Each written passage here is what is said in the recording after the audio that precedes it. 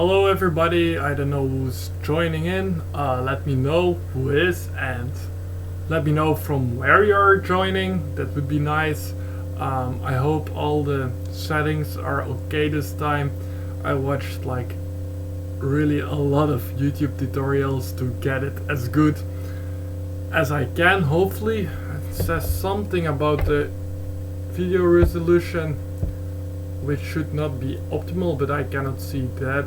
I mean, it seems pretty okay to me, so let me know if it's really shady or bad. I don't know. Or the audio, I hope I fixed that since last time. Yeah, what we will be doing today is actually a bit of transcribing. I was about to transcribe, you know, so I thought maybe I just hit that live button so you can join in. A lot of people ask that.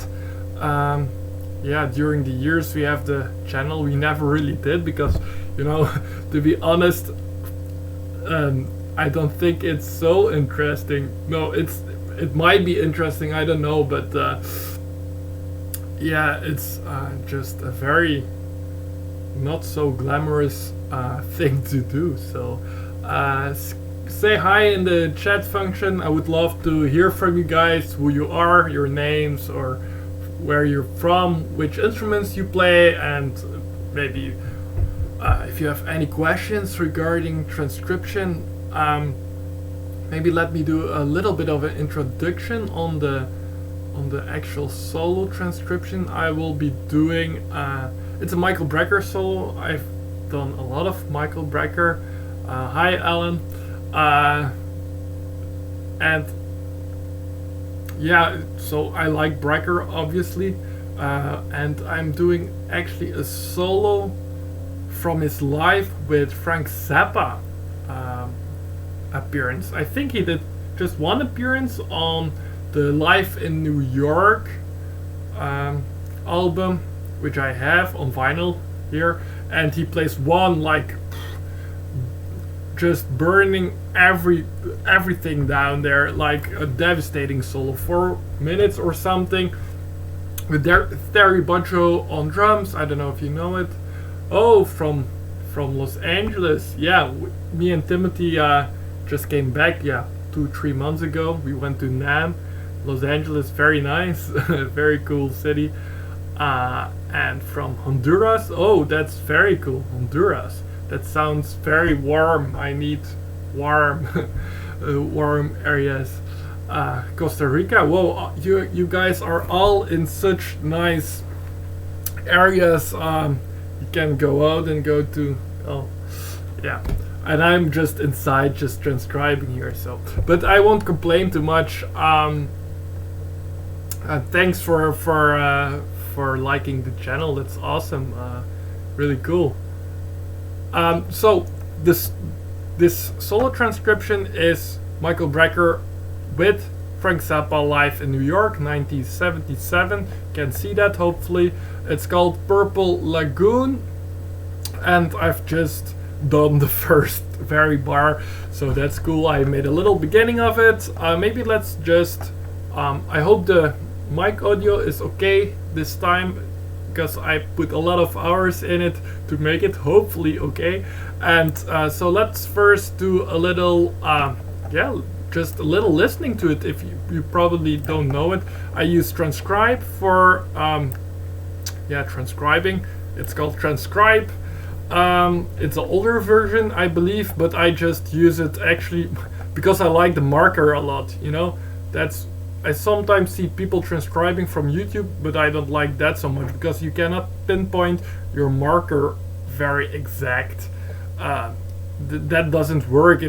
You somehow cannot do that very properly, and here is a marker, so every time I just hit the space bar, it just starts again and again at that same point, which is just a little simple feature but very practical.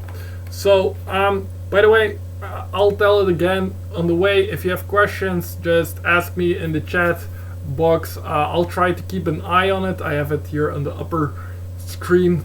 Maybe I'll get tunnel vision, I don't know. But just ask me, I'll try to respond to it. So let's first just listen a bit to the solo. Maybe I'll give you a bit of the melody as well, if you can call it a melody, because it's, you know, Frank Zappa. That's pretty crazy stuff. So let's listen to that.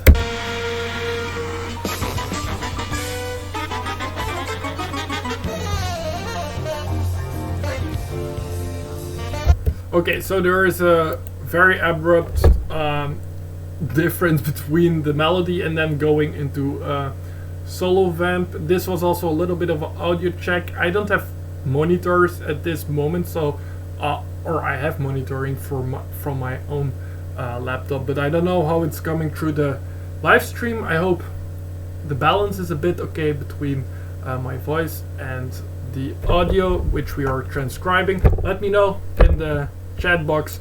But yeah, let's listen to the beginning of the solo. I'll put my transcribe back on the other screen, which I have. That's a little bit more convenient, so you can watch the notes. It's in 7/4. You will hear that. What else you have to know? Yeah, well, let me finish about transcribing. I know transcribe gives a lot of suggestions here down on the keyboard, but to be honest, I barely use that even. I just use the two main functions I use is the marker and sometimes the loop, and the other thing is the keyboard, you know. It has, I like the sine waves. That might sound very stupid, but I like the very neutral sounding sine waves, because you might be asking, like, now we're doing a tenor solo, and yeah, I have my tenor just over there, but lately I used to use my saxophones a lot, you know, when transcribing, but you start to get more comfortable over time, and yeah, sometimes if I need a fingering, certainly with false fingerings, so then I will check something out and take the tenor. But I just like to now do it just from my ears. It's I don't know, it's just a little bit more convenient. You are not always changing between the saxophone and then the keyboard, and it, when you're behind the desk, you don't see my desk so much. I don't know if I can fix it a little bit more down so you can see. So I have an armchair. Yeah, the chair has armchair, so I can put the saxophone down here. It's not so much of a problem, but yeah, it's just not so convenient to be bumping with my tenor against my desk here, so I don't do it anymore so much. So let's go a bit into the transcribing part. I'll put this on the other screen. Because yeah, like I just said, I'm not doing something very special with it, using just that keyboard for the sine waves, for the notes, which I have to do with transposition, of course, but just over time you get used to it, to transpose it back and forth all the time, and for the rest I use it for that marker. So let's listen to the solo.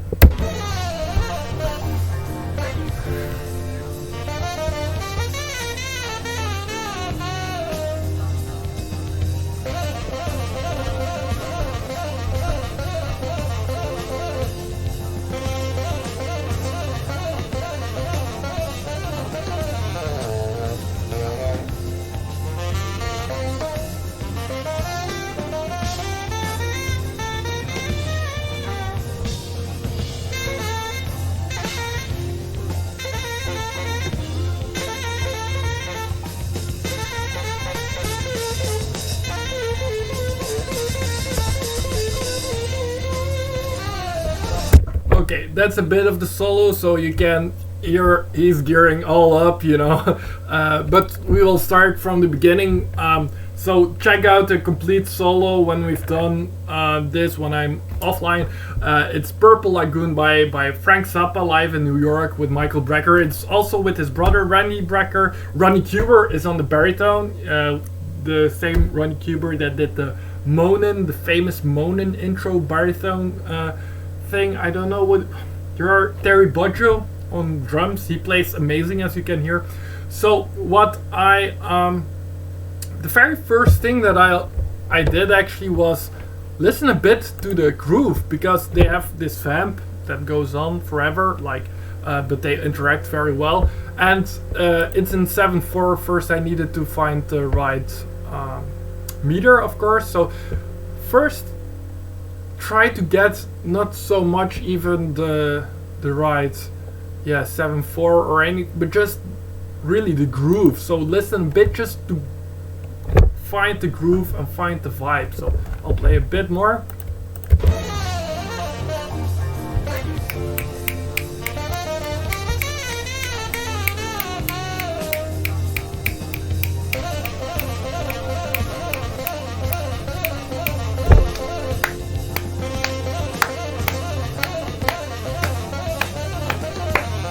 Kind of try to clap the clave with it to get that groove. That's very important. I think you first have to understand the groove before you can move on to transcribing for real. So that's what I first did before we started this, as you can see, and then I made sure we are in 7/4. The chord is really one chord, and you can hear it quite clearly. Like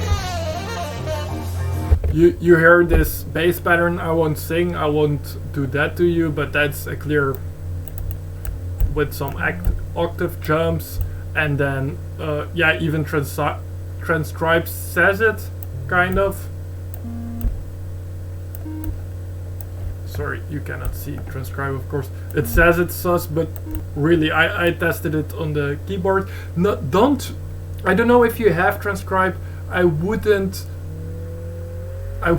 No, I really like transcribe, so I wanted to say don't trust transcribe. Don't trust it for the full 100%. I think it's pretty accurate. It's around 80%, 80 to 90% correct, but it's certainly not always correct. So don't rely on everything that you see here, even on the keyboard, or your what it says, which chords it is. If you would always notate what comes here in the box, the suggestion by transcribe, then you would get really weird lead sheets, guys. So please don't do that. Use it as a guideline. You can really use it. You can check it also with the notes here. Use it as a guideline. It's pretty convenient, or pretty good if you're not so good with detecting bass notes. Use that, because there it's the most correct. Although not always, certainly not when it's a double bass player, because they tend to be sometimes not so good in tune, and then it really has difficulties really hearing that. So don't rely on that too much. Like I just said, I only rely on it for the marker reason here. That's convenient, and for the sine wave when we will transcribe the Brecker Solo. So let's listen to and let's really start transcribing. So you see already first bar. Let's listen to that. Yeah, that's it. So that's quite fast. I'll hit the 50% button here. That's the third function that I use of transcribe. 50%. I like more. You have also 70% option here. That's even a bit better, I think, because 50% really it spaces that audio. The quality is not that good anymore then. But let's listen. This is pretty fast, so we can listen on 50%. But 70, if you can, do it on 70%. I would recommend. It's just really a difference in audio quality, and it's still slower, 30%. So.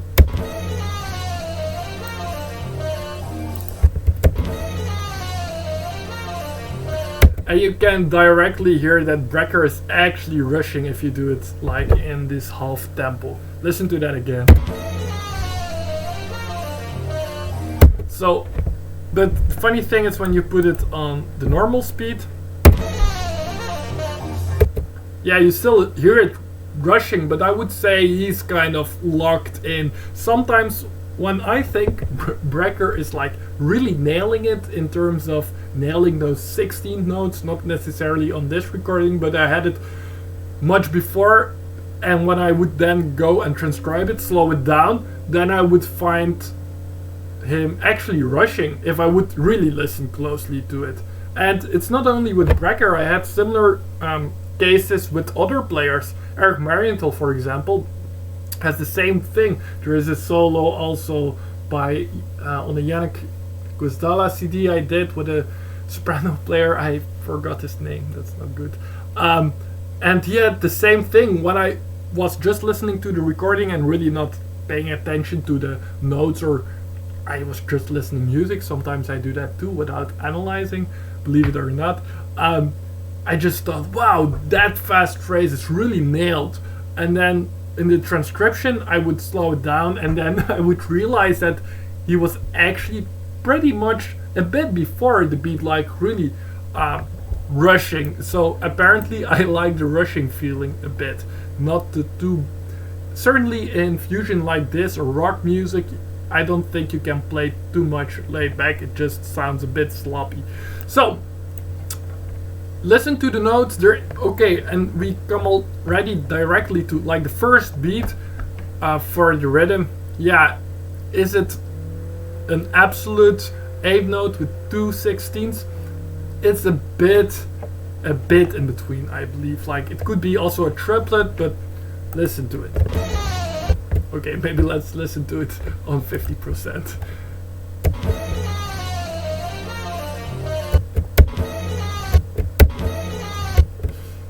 So it's not exact, but let's listen on 100. Always check, always when you slow down, always check on the maximum speed, on the 100% speed, because sometimes I did this with the Cannonball Adderley solo. If you checked it, the amazing Oleo solo where Cannonball is, yeah, it's really one of the most amazing solos in hard bop, I think, for my taste at least. And also there, by the way, good solo to, I always consider like Cannonball is the most rhythmic and very locked in player, like but he's actually a bit on top of the beat. He's even at that high speed rushing. Check that out. So for my taste, subjectively, when I listen to players and I think, yeah, they are locking it, they are actually rushing if you transcribe. And that was only besides all the notes that you get and the nice lines from transcribing, that was one of the most revealing realizations for myself, that I like just players that are rather rushing than dragging on the beat. So my point being, he's rushing here, of course, and when you put it in the half tempo, then you kind of hear this rhythm well, but listen to it on the complete speed.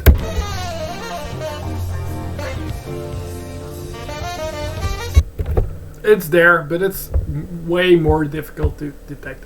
By the way, guys, if I think we are with more than we started, still let me know from where you are. If you have any questions, I'm just rambling about Michael Brecker and how great he is, and about rushing, and yeah, but it would be really nice if we can have kind of a bit of a conversation, or if I could yeah, answer some questions if you have them.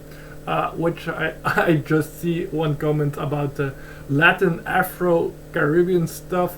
Yeah, which stuff do you mean? I do like a lot of Latin. I do like Paquito a lot. For example, I play in a Latin band that is so much fun, with also a lot of... we have Latinos in here from Honduras, Costa Rica. Yeah, I really like Latin music a lot. We have in that band, we have like a crazy Cuban trumpet player. He's so awesome. A Venezuelan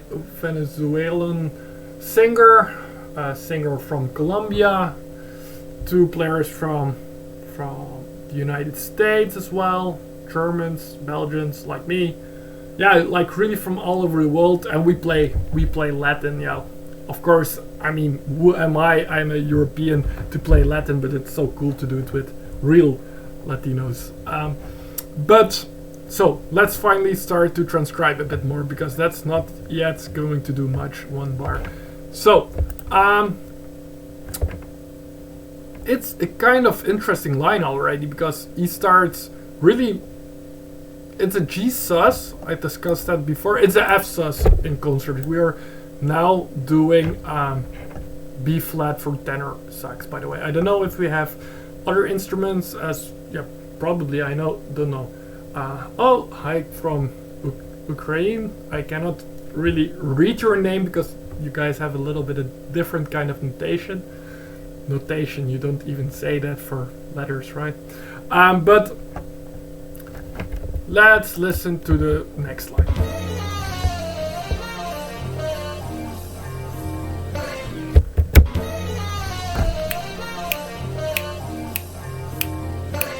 So the next thing comes on the next bar, the one of the next bar. So I'll take the marker. I try to really lock it to that exact beat.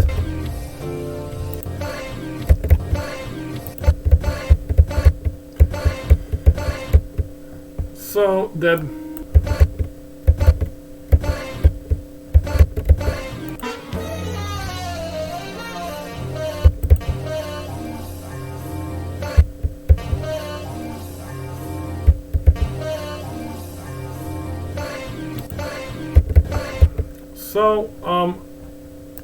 always keep your last note, you know, as a reference. I heard here the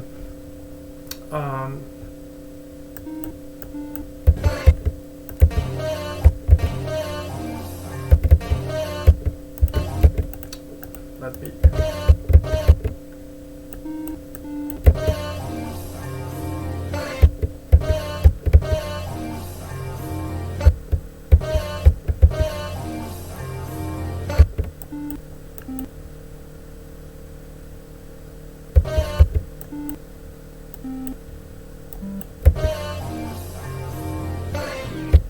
something like that. And he has already quite some ghost notes, because also I'm still you know, the last line we just checked from that very first bar, there is kind of a ghost note which is really not, but I'd rather choose not to. There might be something, but listen, always the best checkup. You can really be easily lost into like this slowed down versions of it, and then you continue and continue, and then sometimes when you go back to listen, when you, for example, finished it like completely in 50% of that speed, and you go back and you listen to it, then you suddenly hear that some rhythms really don't make sense. So rhythms you always need to check in the real tempo. How many times did I listen to the solo? I don't think so much, to be honest.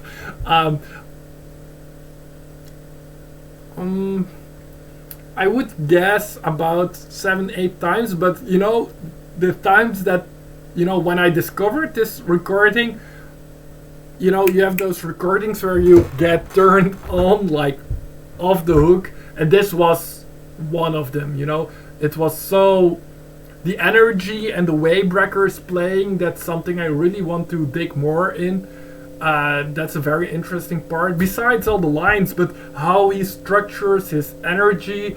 And you know, this is one of those solos that when I discovered that, I just get into the zone. I really kind of, when we would play it, yeah, I really bounced in my chair. So I didn't need so many times to listen to it and to enjoy it to decide on transcribing it.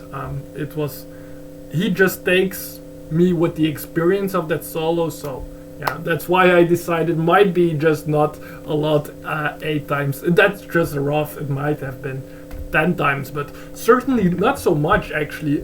With most solos, I listen way more to the solos before I decide on transcribing it. But yeah, I hope you know the solo a bit. Maybe we just listen a bit more than we do transcribe today. But so, what did we learn? Not yet so much with transcribing, right? I just talked too much. But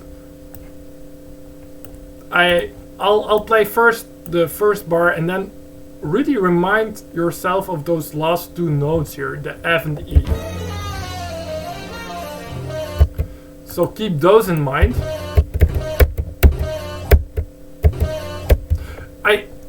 hear a ghost note still on this kind of, but I don't know if I want to keep it because of when I play it on 100%, it's really bearably audible.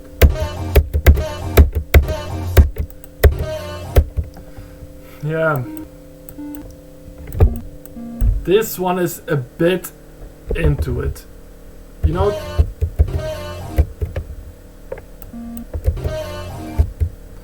I hear that note, but here, by the way, is one of those places that I'm not too sure. I hear this note, guys, which is a B flat on transcribe. Like I said, this is in C and my sheet is in B flat. I don't know if that is a bit too confusing, but I'll keep reminding it if new people come in.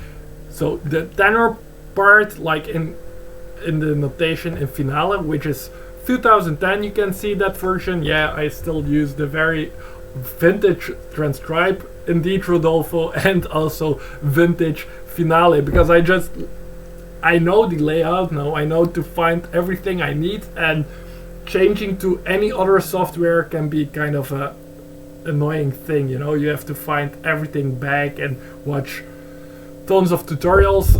So I'm really happy with that, and I don't know what might improve. If you can just notate what you want, then it's okay, I think. So vintage finale and vintage transcribe, it does everything I need. But also, by the way, guys, the new transcribe is also cool. It's a very cool software. It's even not that expensive, I think. I don't know what it is. It's about something in the $30, and it helps you with so much. Yeah, the chords here down, some people might like it, but I don't use it too much. So I hear that C there to continue my story, but I'm not sure if it's the tenor I'm hearing or if it's an instrument, you know, the backing instrument like the guitar or anything else. Sometimes I have that issue, yeah, coming up. You know, you hear certain voices. You hear that sounds ridiculous, like, but you hear certain pitches. But sometimes when it's this soft, it's not so clear if it's Brecker's ending of the line or just guitar or keys instrument. Let's listen to it once more.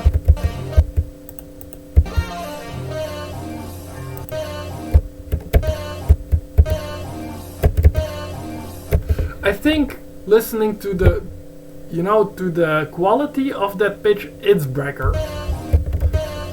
I don't know, guys, help me out. What do you hear? Do you hear firstly that note?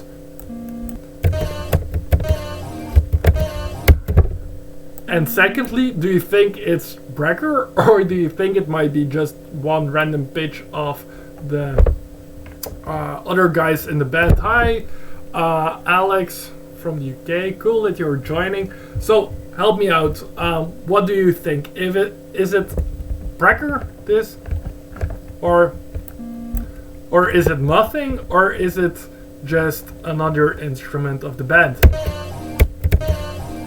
I really hear it.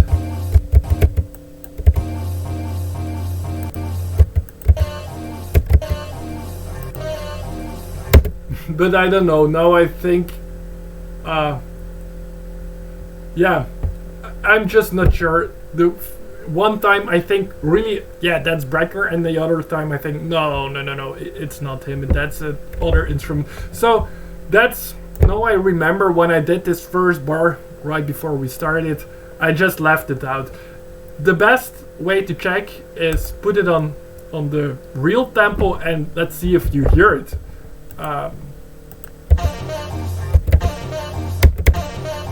I just hear tabadum da for real, and there might be some very soft pitch there, which is that C, but let's leave it out for now. I don't think it makes sense to have it there. So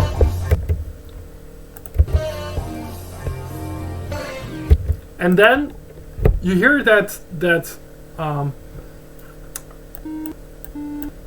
which is this F, E. Yeah, that's E flat, D, and C, of course. And then he continues actually kind of that ID, so like a bit sequential down.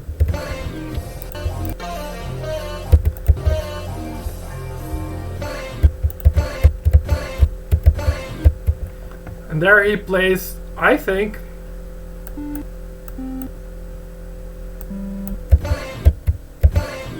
but again, like that third note is barely audible here. So, but let's start with the beginning. Yeah, this might be really confusing. Even finale, I just use the default setting in C. So those notes you're hearing, it's supposed to be the B flat notation, but it's in C, what you're now hearing from the keyboard.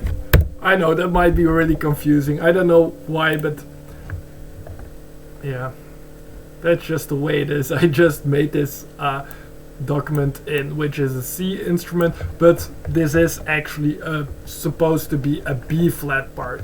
I hope you can still follow. So I think this one is better audible. That one I will leave in. The only reason that I'm now like going back and might reconsider this line is because then it would be a consequent ID by Michael Brecker. It would make sense, you know? He does this ta ta and then ta pa pa. So now it confuses me again. I don't know. I'll leave it. I have to proofread anyway. So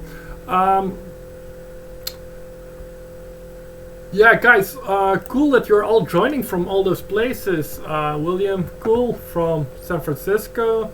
Yeah, we have people from so many places over the world. Really, really cool, guys. Really, I really like to meet some of you because mostly on this channel you just see videos of transcriptions, me and Timothy. Yeah, sometimes for a leg of the week, but it's also cool to have the community coming in and do this together with you. I don't know if you like it, if this does make any sense to do a bit live. Normally I don't go that slow, I just talk too much now to the camera, so maybe I should shut up. So let's go on with that next phrase.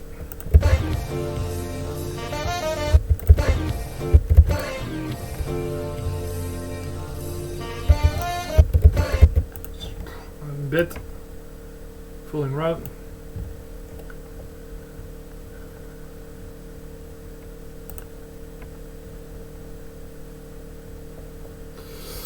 Hi Nicholas, thanks for, and Lee. I think I met you before, Lee, from Montana. Cool. Nicholas, any tips for trying to transcribe multiple notes, multiple instruments at the same time? I'm not sure if I really know what you mean with that, like multiple notes as like monophone notes, like just multiple notes coming after each other, or just like together, like a chord instrument, like multiple notes. So I'm not sure for that. I don't know if you like multiple instruments at the same time. That also seems like, yeah, you can do that, of course, but which instrument? So I have like a few follow-up questions before I can answer that. So that's that last line, or that's that first beat of the next bar.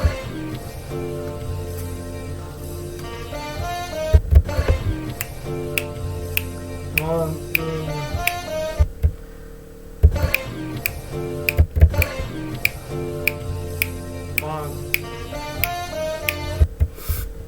This bar, I noticed already before, is a little bit, you know, I don't know, I don't want to, I should critique myself, but it seems they are not really tight. So I'm looking for the place where he's starting first before I can go on, and I think it might be something like, wait.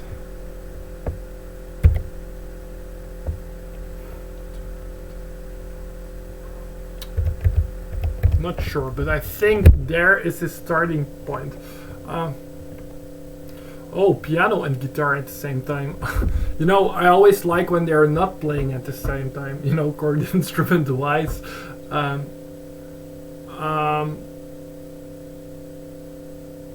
Yeah, you should try really to focus on one singular thing at a time. So like now in this Brecker Solo, I just have to make sure the rhythmic plays he's starting. That's one thing. So no other things, no guessing yet which notes it is, really rhythm. And I listened to this, like we listened to this audio a few times, and then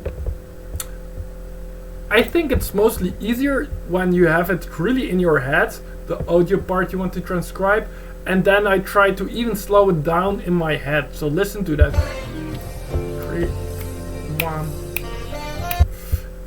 It's a little bit of a vague place where he's starting, but I'll try to count with it, and then really, yeah, you really need it in your memory before you can put it onto notation, I think at least. So that's the same with like piano and guitar at the same time. Always zoom in on one of both, so block one or the other out for sure. So focus on the piano and try to focus in and zoom in on that particular sound, like that timbre of that instrument. Write that down, and when you have that, at least a bar, then move to the other instrument, if that makes sense. So you can block the other out. Zooming in and filtering out, you can do that also a bit, you know, here in Transcribe, but the best way to filter, I sound so old school, but is with your own ears, I think. Yeah, I don't know if this makes sense to you, but I think that's one of your main focuses when transcribing. Don't do too much things at the same time. Rhythm, really put rhythm to one place, and really pitches to one place, and different instruments, all split them all, make it all into very tiny little parts, and also parts of maybe just transcribe one beat at a time, or maybe just one note sometimes, or two. All that, it's really micromanagement, really. So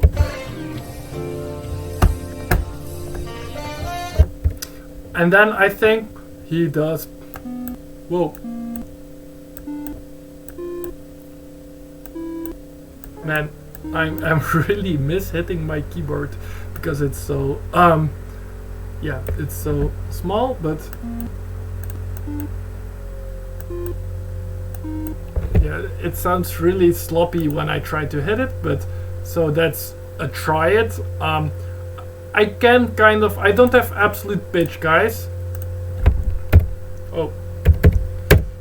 And if you're thinking it doesn't sound right when I'm entering it into notation, that's because this is supposed to be B flat, but it's not. It's like a C piano you're hearing, so it's anyway off.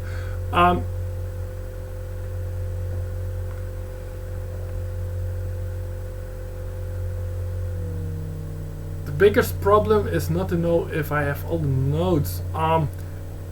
You have to double check. You have to.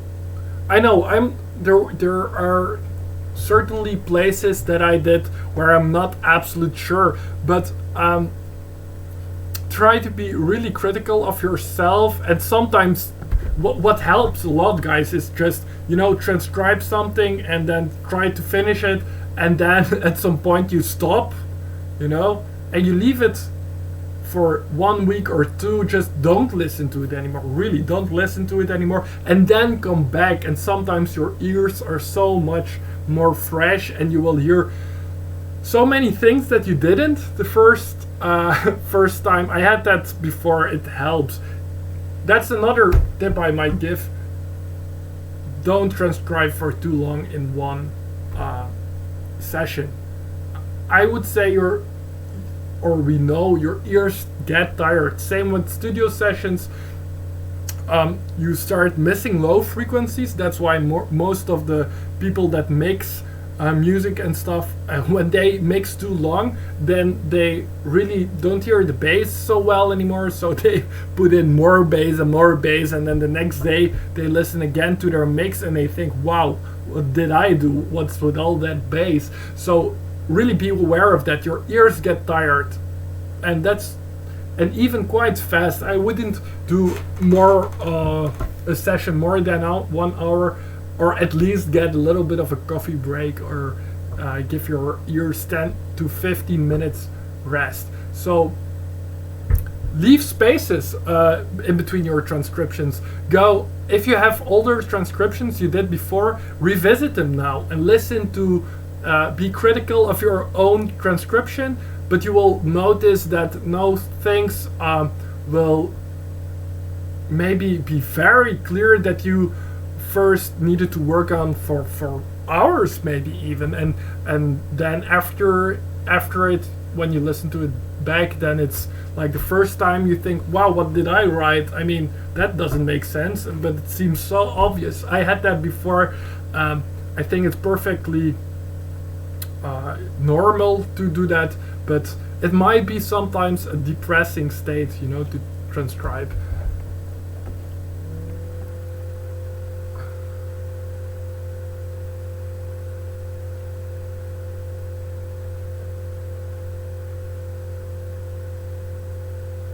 So, sorry, I was listening a bit, or reading a bit of the chat. So let's go on to transcribe a bit. And you're welcome, Davison. I hope guys, I pronounce your names correctly. If not, tell me. What I was saying is, I don't have absolute pitch, by the way. I play mainly alto saxophone. That's my main axis. I do some professional gigging here in Belgium. Mainly as an alto player. That's what I like, at least. But the commercial gigs tend to be a bit more on tenor for some reason.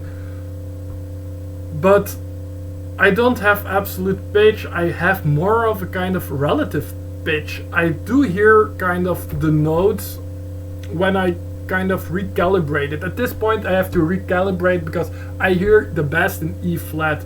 If a alto saxophone plays, or even a tenor or a trumpet, and I am on a jazz session with them, I hear those lines kind of speaking to me in E flat. Certainly when I played a bit of alto, when I have the reference of alto, that's no absolute pitch. That's really rather a relative pitch, I think, and I also really think saxophones have really certain timbres on certain notes, like a D is very stuffy in the middle, and like an A is really more open, and you really can hear those qualities. That's one thing, but I really hear it in E flat. But now we are doing a tenor solo, which is in B flat, so sometimes I need to just find my first note. If it's in B flat, I need a bit more time, but like I said, I rely more on the fact that I know which notes have which qualities, so then I mostly can adjust very quickly. And now when I did this just for 5 or 10 minutes, I'm able to kind of hear the notes speak to me in this relative B flat pitch. So that's what I heard with the C triad. It's not always perfect, but mostly it is, and that's helpful.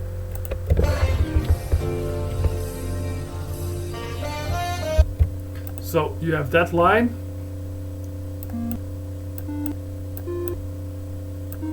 So it comes there, we have that.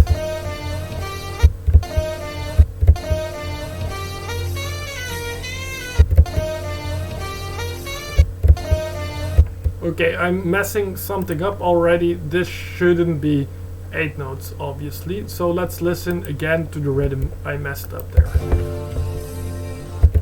Let's try to find again you always need one kind of solid place where you can return to, and at this moment I'm sure of that first beat.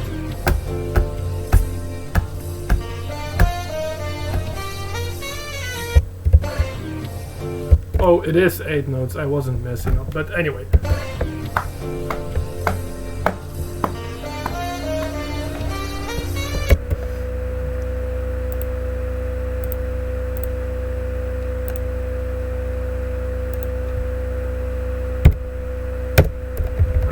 I'm hearing that, but I'm still not sure about the rhythm. It's kind of, I checked the whole solo and I knew this beginning would be a bit of a harder place, because this, I don't know why, I can listen to it on the normal tempo. That sometimes helps to get more the overall yeah, the sound of the groove.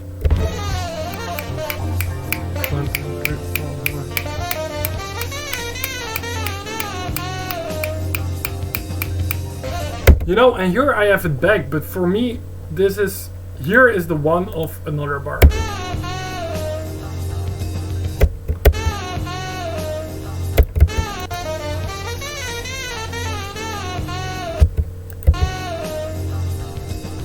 So there you can really count easily from 7. That bass pattern is also very, very apparent, and the groove, that ostinato, is really, really clear. So listen to that.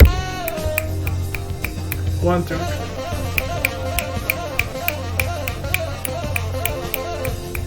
There they are very, very clear on the 1.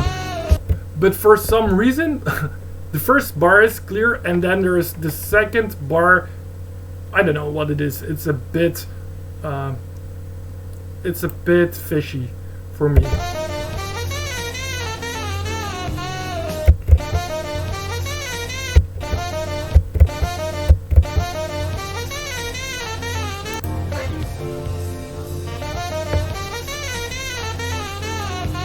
Oh, I think here's the one.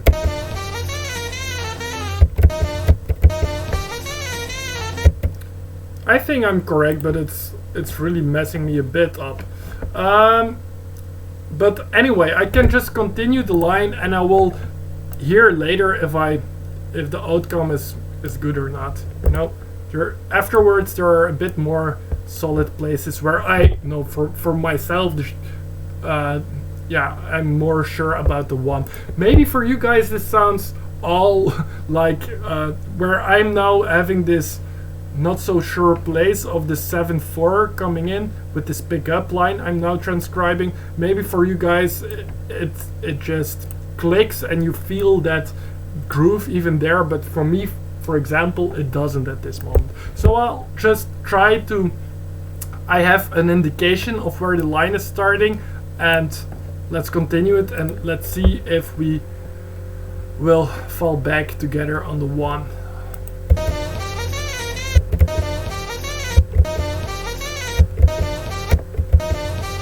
There is this one kick of the drums, which is really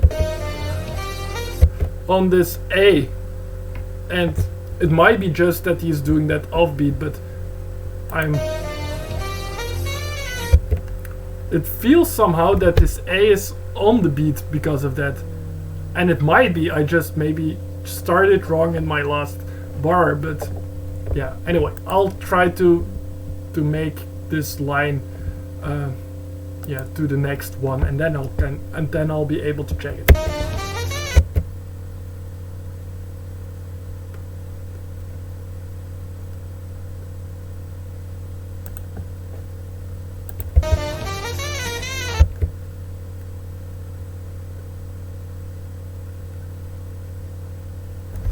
Yeah, it feels like I'm off, like with 8 notes, but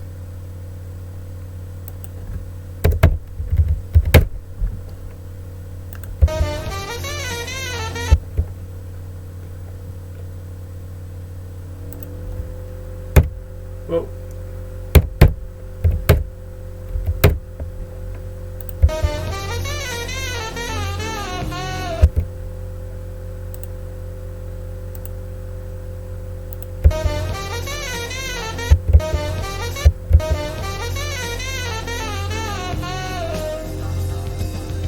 Wow, I think I'm off by a beat. That's not so nice.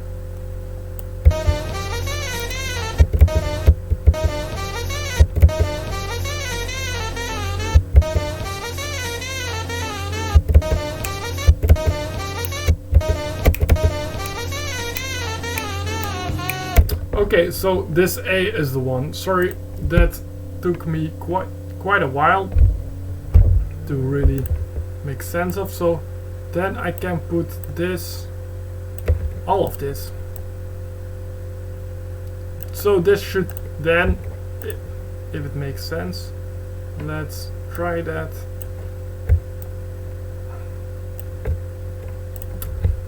I'm not selecting this right. Sorry guys, I'm messing up for some reason. Why am I selecting this wrong? Oh, yes, that's it.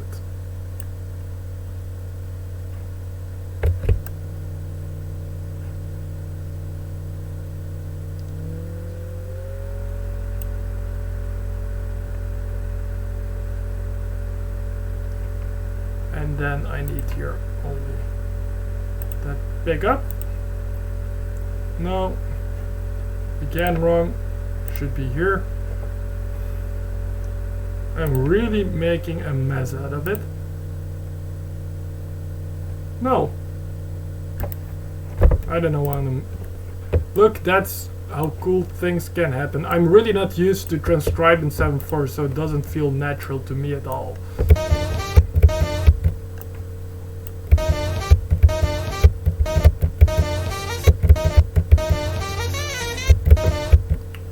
So it doesn't start on the offbeat, it starts on the downbeat. See, that's where I feel it wrong. So then this doesn't make sense. Okay, hopefully now I have the best possible place. So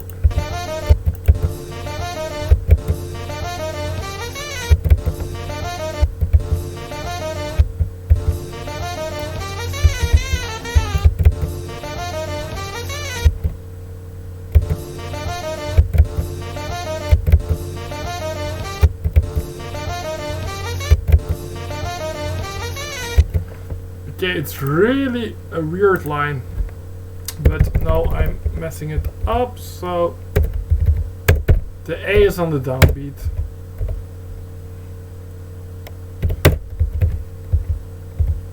And then you have this little displacement. Whoa.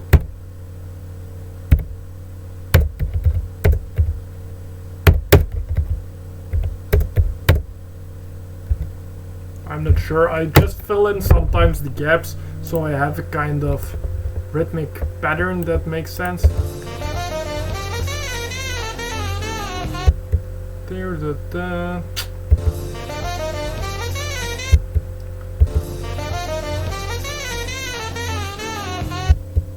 And then we have a real strange note, so I can kind of fill in those notes. I will check them later, but I'm pretty sure about them. And then we really hit that just one really strange note there.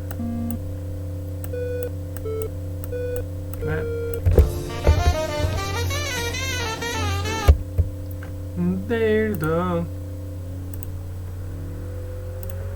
and then he stays on a longer note on the one of the next bar, and you know, that's kind of guys, by the way, ask questions, huh? Maybe this really looks really stupid, looking at somebody who's confused by some of the rhythmic stuff in the 7/4.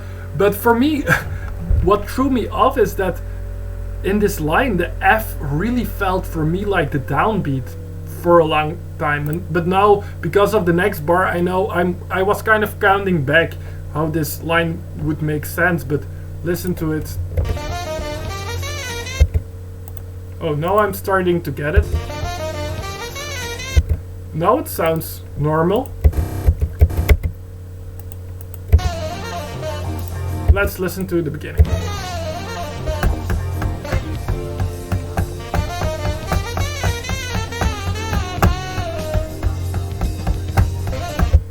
It still seems fishy. It really works if I just listen to it as a line, and we should put in, I'll put for now, maybe I'll transcribe the real notes there, but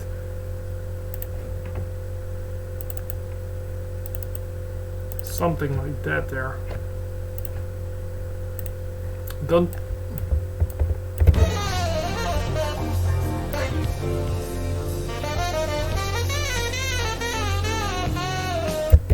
Okay.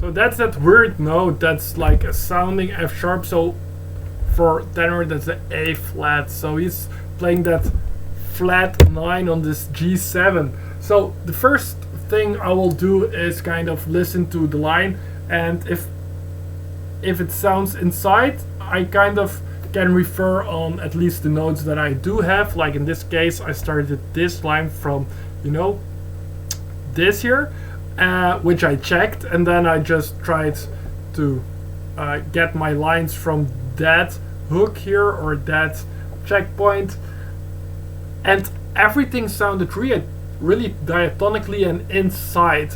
So I didn't really check the flats. The notes kind of spoke to me in this relative way, and then it was super obvious that on the one of this bar here that there was a note that is really outside. So that's the first. You can make your transcriptions like for the notes and the pitches. You can distinguish it with, is it inside or is it outside? As simple as that. So we are on G7, so we would play a G Mixolydian scale over that, G, A, B, C, D, E, F, natural, G, and everything sounded inside, so pretty much like the C scale without any adjustments of any note, and we can check that now quickly. So I will check the note. So that we did already check.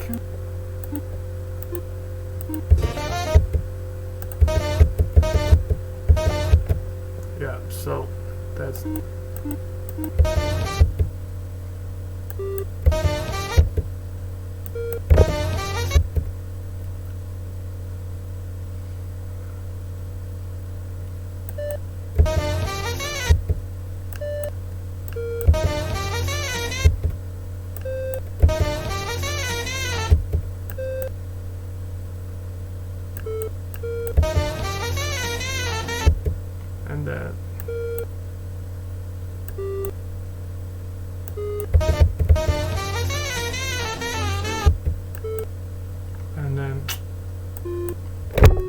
and then we come on this really outside note on the downbeat. So that seems to be all correct, the pitches.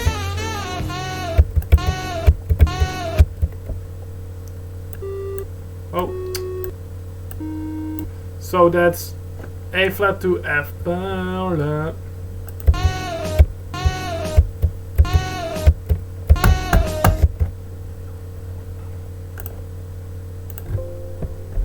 Okay.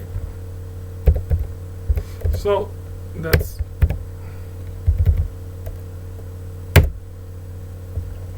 let's check how long the notes appear. That might be just a quarter note.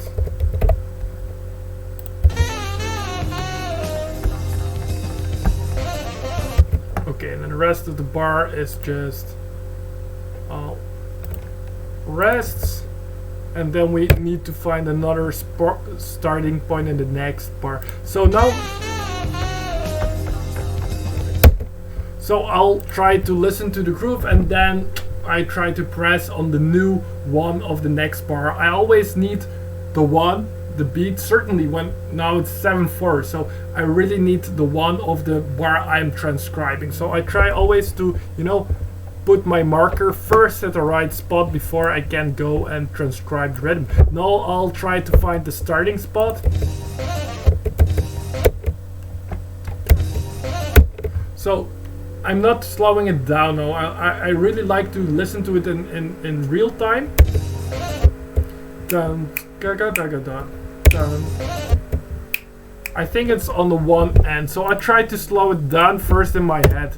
It's always more useful to do it in your head, the slowing down, because that means you really have the audio that you want to transcribe really full, consumed and well. So now I'll check it with yes, and then I think it is, let me see. Oh no.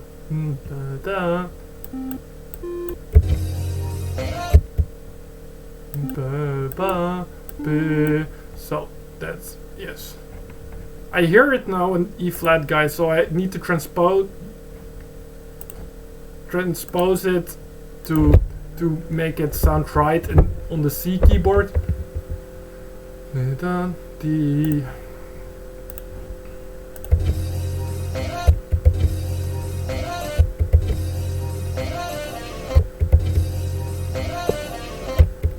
And here you hear again, like, if you listen to it on the normal tempo, it sounds like a very fast line that seems to be kind of all 16 notes, but you hear a little bit of hesitation in the line.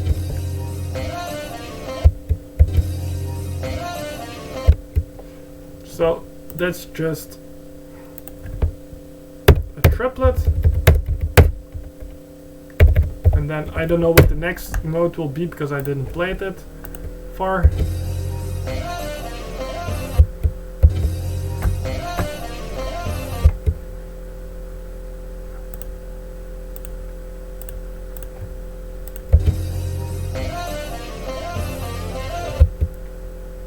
And then it's just a kind of repeating line, and he's maybe adapting sometimes the rhythm a bit.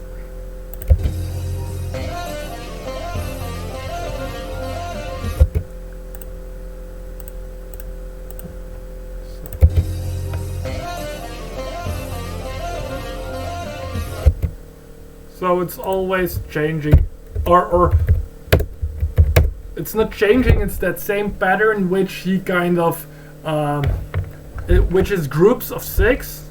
You can see that. That's a group of 6, and then he kind of does the same thing, and it displaces itself by just repeating it in 16ths. And that's kind of a really common thing for Michael Brecker to do when he's playing rock or pop, which he can do like the best. Like, he's the best, for me, one of the best tenor rock or pop players, and he's just so well in, well, he's harmonically so advanced, but also if he plays rock, he also can do this, really work with displacements, rhythmic displacements that work well, and that's exactly what we will get a lot in this solo. So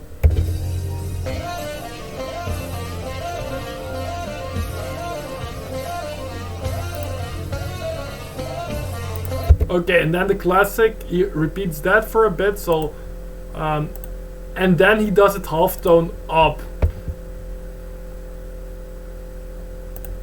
I don't know how many times he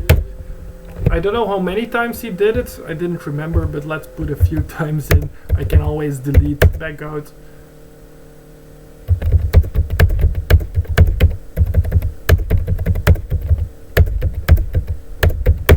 Oh, it sounds so childish, beautiful, like a child tune if you put it like that into finale, but it's really not.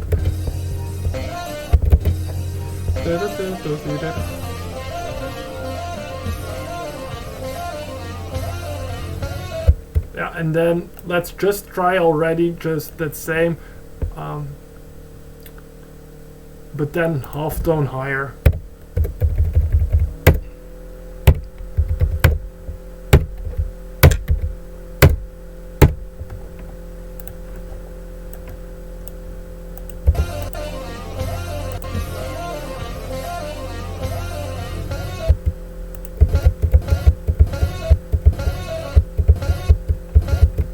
So that would be,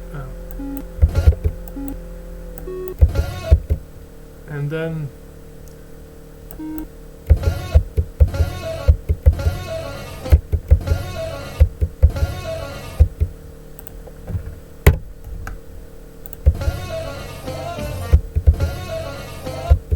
and then he's back into the pattern in key, so we need to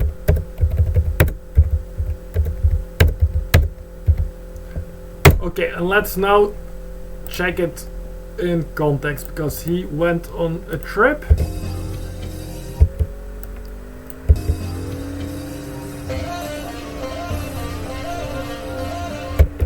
And then if this line, you know, this line is pretty long, so I'll try to find again the one, because he's displacing that same line time and, you know, over and over in 7/4, so it gets a bit messy for really following it. I'll look again for the one of the next bar. So that's exactly where I put my marker now, I hope, but I think so. And then let's listen from there.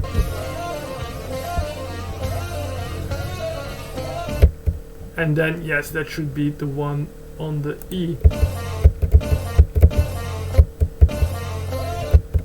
And then we're back.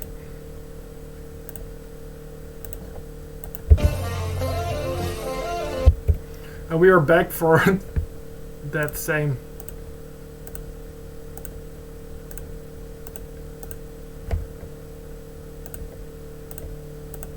Wow, it really sounds so beautiful, and not so. If you listen to it, Brecker playing it fast and on this rock tune, it sounds so evil, and when you hear it on piano, it sounds without any kind of background information on which kind of chord it is. It's of course not just, it sounds like it's in C now if you put it out of context, but it's not, of course. So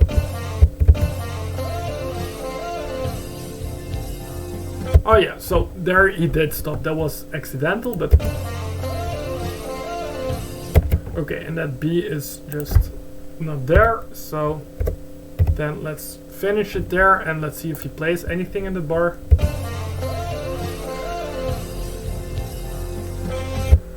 Yes, he plays on the last, I think. There. So let's find the new one of the new bar. Yes, there it should be. So let's put a marker there.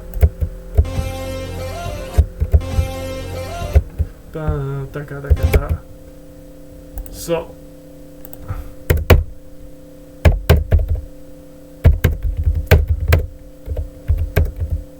and I think he's doing the same line. So yeah, this doesn't really, I mean, this can be a bit boring, but sometimes, you know, those lines or this kind of cool displacements, you know, that really get you into the vibe of the tune. It's really repeating a lot, of course.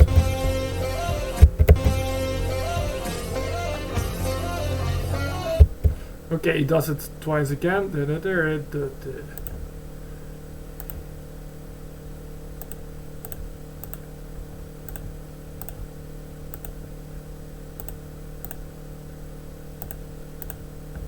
I'm not sure if there was already the time that he got the same lick but half tone higher. Let's listen.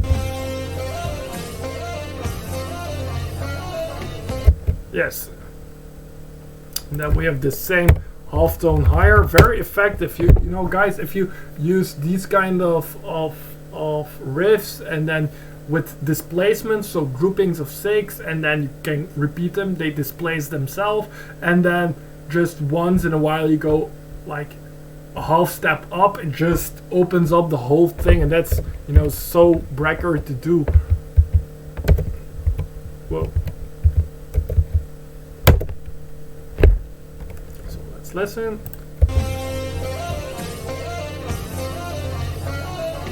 Oh, I made a little mistake. That doesn't, it's all one note.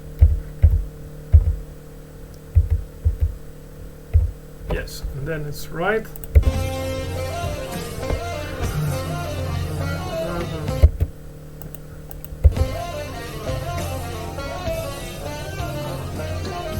Okay, and then we have twice the same pattern, then he goes back, so we are first back onto, I'll maybe put in that accidental, like the natural, because it's not that same phrase in that key. We are back in this normal key, riff, and then he does it twice, I think. And then he goes like.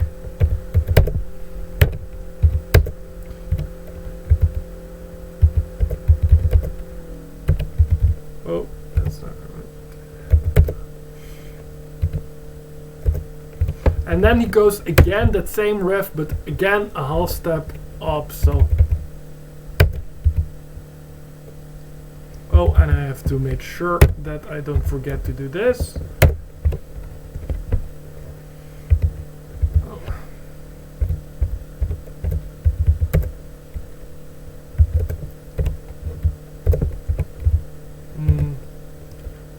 Wait.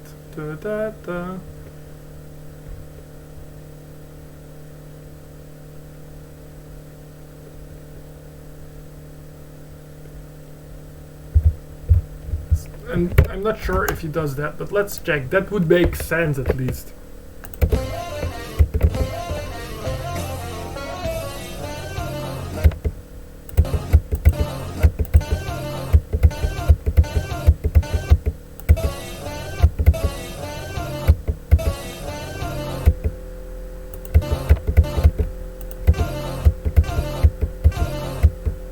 And there I think he doesn't exactly copy the line, a bit the same, but the last note I think comes out, it's all within, that's more within the pentatonic scale, so.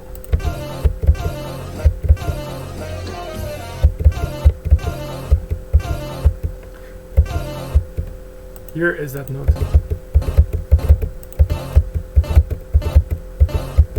So you hear it from this E, so that's a sounding D. So that's here a B natural. So it doesn't complete the line in a perfect half tone higher, but that's at least the concept you're hearing. Oh.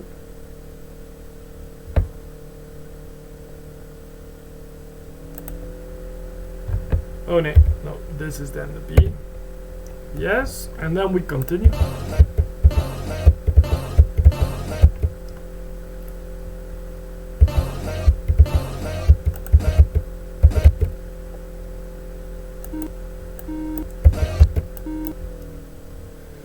So I hear ba-da.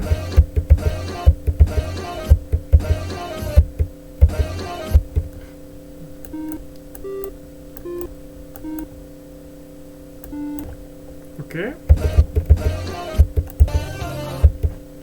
So then the next one is also like, now he continues almost the same line, but we are now in this pentatonic thing. So this is a F natural. Do we have an F natural? Yes, we didn't use a F.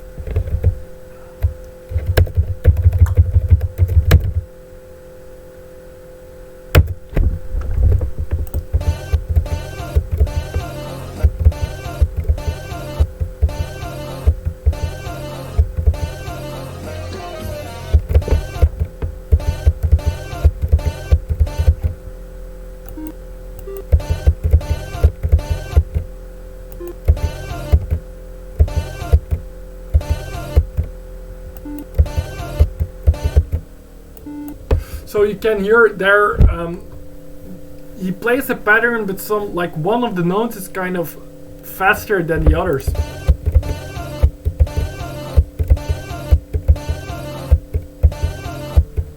So what's coming on the downbeat? Ba-da-da. Yes. And then it's a D.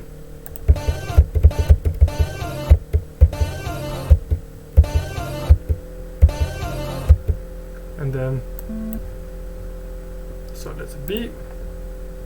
So guys, if you have any questions, please leave me a question. I'll be happy to answer. This might seem pretty boring, but that's exactly what transcribing is all about. No, it's really not boring. When you're into it, it's really, really cool, I think. But when you're maybe just looking at me, it might seem really boring.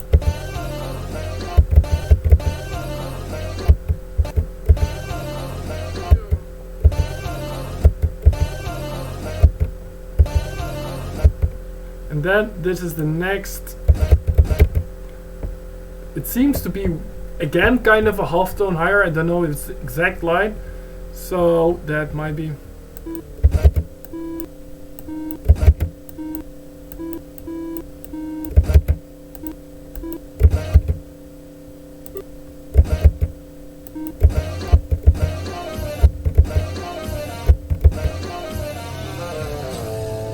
Okay, it's the same line, and then he concludes it. Because before I leave you guys, I want to also know we kind of mostly transcribe the same kind of lick that is kind of mutating or modulating, however you want to call it. I mean, it's both, right? But there's not so much new stuff. And then you can hear that there it breaks the pattern of pentatonic. So that's all clear. It's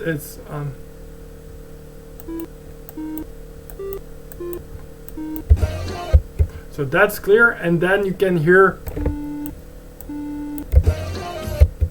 B.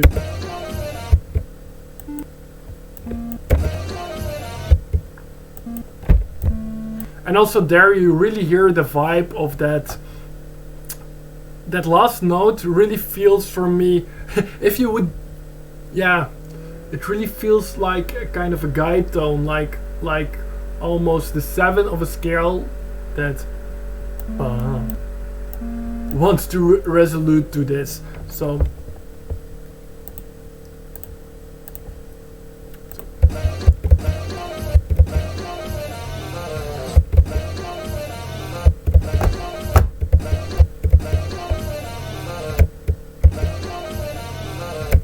and there you can hear, like, this is one of those beautiful places where the rhythm is totally not clear, so we have to make something decent out of it.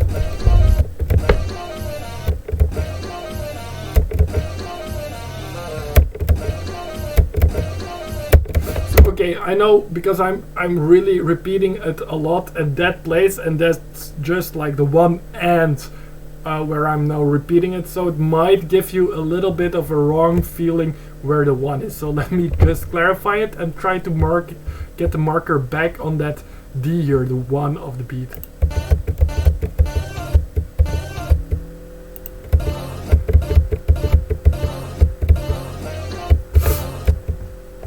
Which brings me to a note I hear more.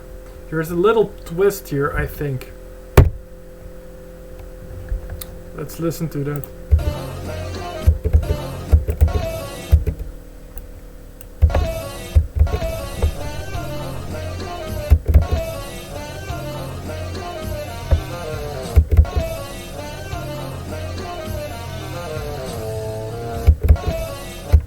Okay, now I got a bit lost in, it's on the modulating part where I put my marker, but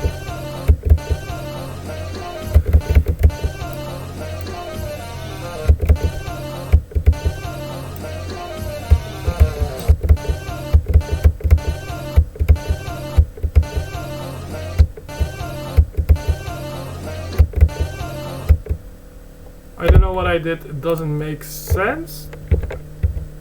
The other one seemed better. Okay. I don't know, maybe because it's always repeating, maybe I just heard that that phrase and I zoomed back a bit before, but it wasn't just a right thing. So now we are starting here, by the way. Yeah, now it jumps around again.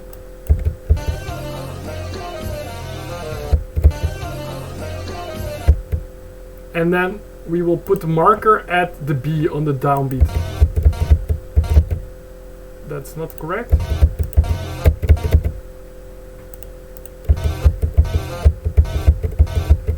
And that's, so it's starting on a B.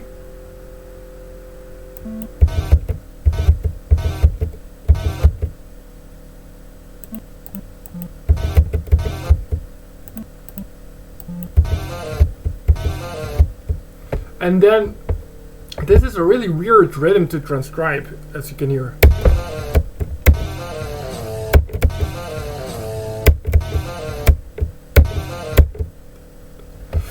I think I'll keep it just with, and then with this, because kind of that E, the E sounds like this, comes on the downbeat of the, or on the next downbeat.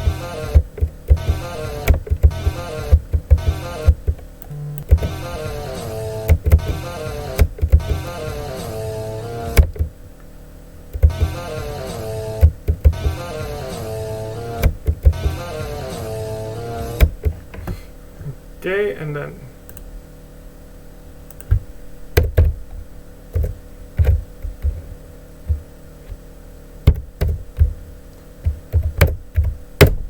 so that's kind of a estimated guess, guys, and then I really need to make sure of that I'm making sense of what I'm actually notating. The only way to check is in real time in context, because listen again to this line, it really doesn't make so much of a very clear rhythmical sense. It kind of even feels a bit like triplets, but it's not. Let's put a bit more of the context.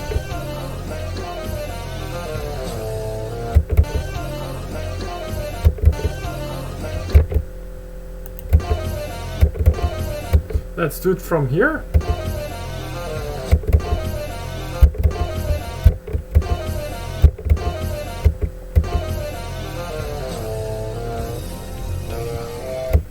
Okay, once on the normal speed, because I'm really getting confused by all of it.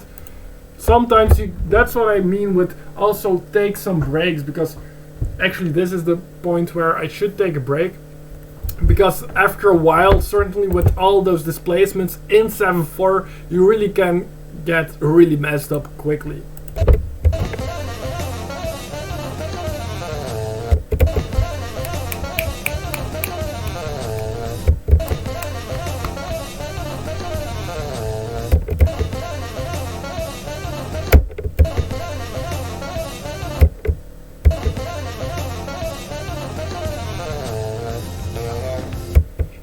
Okay, it does make sense.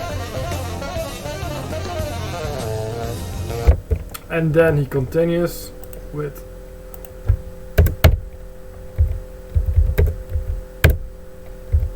I don't know why he's putting that there. And let's see if I made it to the next bar.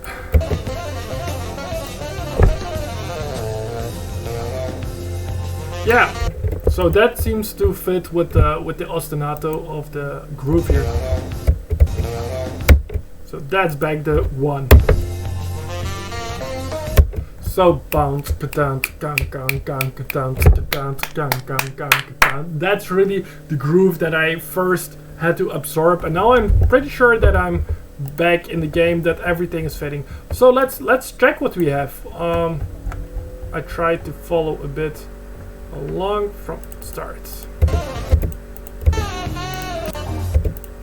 Okay, so let's listen even a bit more to the melody for those who joined later. This is the actual tune, a little bit. It sounds really funny, and then we go into this rock 7/4 ostinato.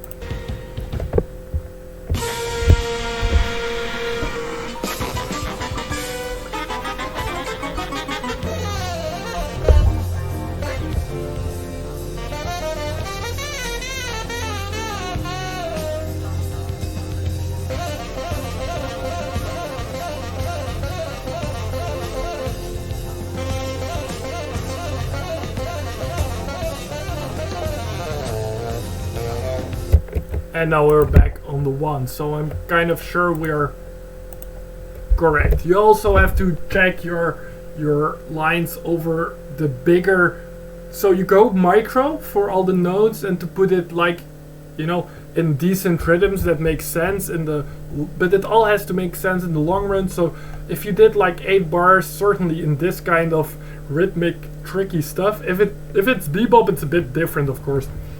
There you mostly have 8 notes, triplets, and yeah, so it's all pretty straightforward. But here you really need to check once in a while if you didn't like skip half a beat or a beat, because they are playing.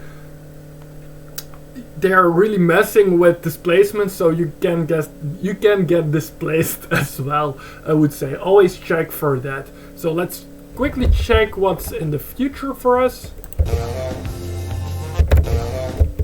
Okay, let's put it on the marker from here, the next empty bar.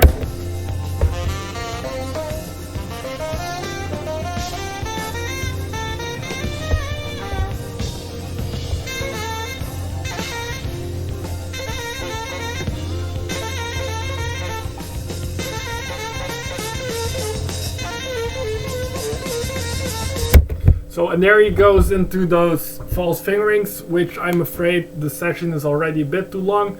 I don't know if my wife really is happy with me, because it's evening here, so I should finish up for this session a bit. I'm sorry if it might have been not the best part to transcribe, because it was a lot of this same lick. So, sure guys, I hope it was a bit interesting at least.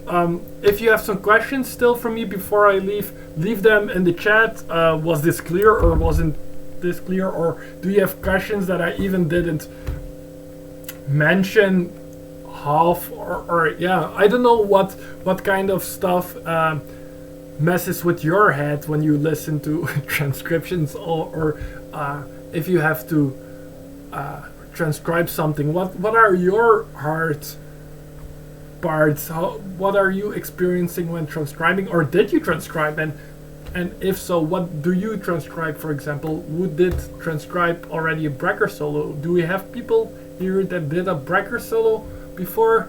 That would be cool. So this is what we have now. He's playing over this G sus, yeah, and he's clearly just playing open and Mixolydian, and he's going into this displacement stuff. And what will come now from after this line he just did, I really like. He plays kind of linear, just a beautiful melody, and then he goes into this Brecker false fingerings. You can hear, like, I think he has a nice mic at that recording, probably like just a Shure or anything, but he plays really with the bell. It sounds like he's playing with the saxophone, really with the microphone in the bell, so you can hear those low notes, which mostly the fingerings are for those overtones.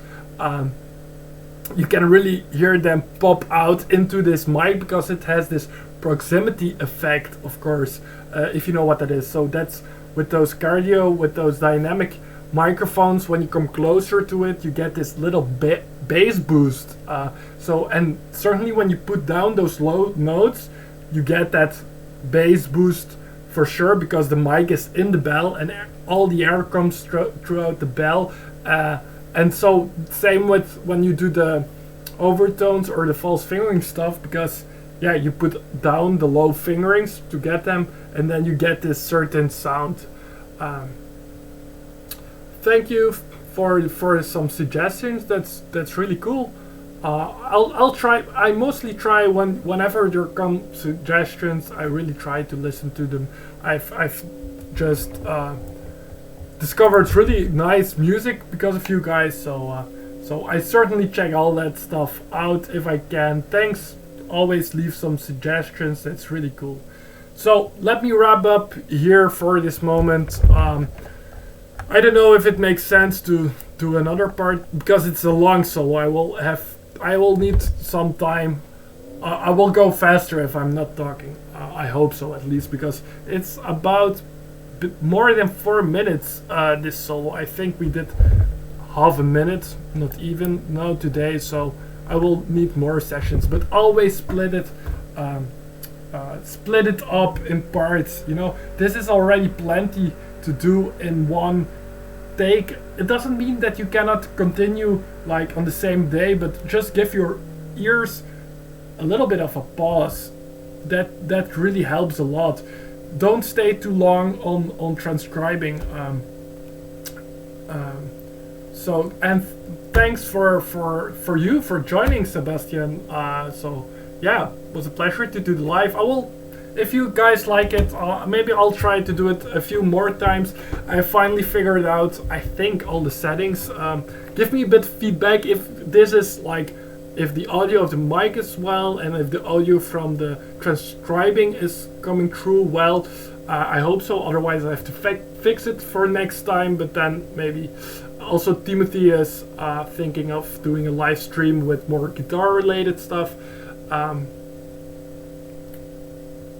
There's another question: would you recommend transcribing from a piano instead of guitar or another I would always recommend you take, whenever possible, I mean, you're all probably just mostly a single instrument player, but try to take the instrument that you are transcribing, if you are able to. You don't need to play very well mostly that instrument, because you're just singling out the notes. So I did a few chicoria solos, then I'm using I'm using the keyboard to figure it out, or like this keyboard with the sine waves from Transcribe, but sometimes also just the real keyboard. If I'm doing tenor saxophone, I mostly, if I would use one of my saxophones to check, and I always do for proofreading, by the way, if I have the first notation down, I always go through it to proofread. That's very important. There are always some silly notation mistakes in it, or sometimes even wrong notes. That's also possible, of course, but I just go through it mostly first without the actual audio. I just try to do it on memory. You know, if you transcribe the solo, then it really got stuck into your head. So next, when I have everything put down in finale, then I will take the next session. The first thing I will do is take my tenor and play through it without referring to the original audio. The first thing I will do is just try to sight read my way through it, and mostly I can detect already here and there some mistakes just by memory, and then I do go another time through it, then with the real reference. But I don't recommend transcribing from any instrument per se. I mean, always, there is no, and you can do whatever you want, whatever feels comfortable, of course. But if it's soprano, I take my soprano. If it's alto, I take my alto. If it's piano, I take the piano. Did I do all others? I did trumpet solos. Yeah, that's a bit harder. I don't play trumpet, but I try at least to use. I did use my soprano, I think, because it comes best in that register, and even the sound matching is better than the other option in B flat would be tenor saxophone, but that's a different range. So I took there, I think I took there my soprano, or I might just have used my alto. Yeah, I cannot play trumpet, so then, but otherwise, if I would be able to play a bit trumpet, I would always go for the instrument I'm transcribing. If you can get just some notes or all the notes grammatically out of them to double check your pitches, use that. I hope that's a proper answer. So I think sometimes you really can get a bit also confused, and it can make you insecure if you just use if I would do like piano on an alto saxophone, sometimes it might just feel weird, some pitches, although you have the right note, the timbres don't match so well, then you can also get really confused. So yeah, I think that's a answer, I hope. So guys, that was it for now. I'll probably, I mean, most of you, I don't know, we also had Latin people. I don't know if you guys are in lockdown. In Belgium we still have some kind of lockdown. It's getting better here, of course, but I think more people are at home with this corona crisis probably. So maybe I'll do in the near future another session, maybe on the same solo, maybe on a different solo. Yeah, if you like the channel, I don't know, if you subscribed, I should say, then if you haven't subscribed, because this one will be hopefully next month be published on the channel, make sure you check the whole solo already. You can find it, Purple Lagoon by Frank Zappa, live in New York with Michael Brecker. So guys, that was it for now. Yeah, you can also, by the way, get this. I think it's a nice mug. I don't know, but I like it to have a bit of Sharp 11 where I can put my coffee into. And it says, by the way, it's not a hashtag because most people think of my family, and so it's like a hashtag. What's that? Hashtag 11. They say they really don't know what I'm what I'm doing, but it's not a hashtag. Like you can see, it's Sharp 11, of course. So we have that kind of stuff because you really need a lot of coffee with transcribing. That's really something. Make yourself comfortable and yeah, go for it and let me know. Always, you can always try to contact us, or we mostly read every comment on the if we are able to on the videos. So if you have any questions, you can always leave them there, guys. We try to answer all of them if we are able to. Sometimes it's a little bit, of course, a little bit busy, but we really try. And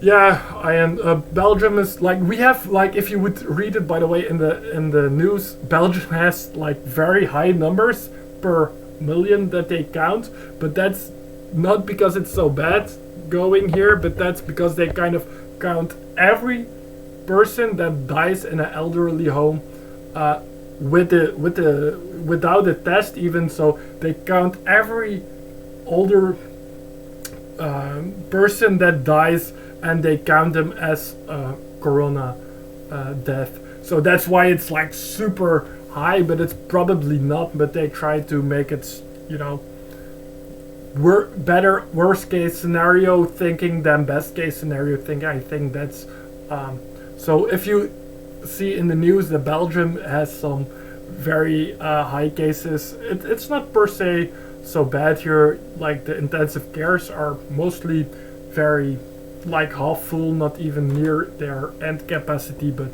they count very severe in the deaths. But that's really besides the point of transcribing. But no, everything is okay. I hope you are all safe, guys.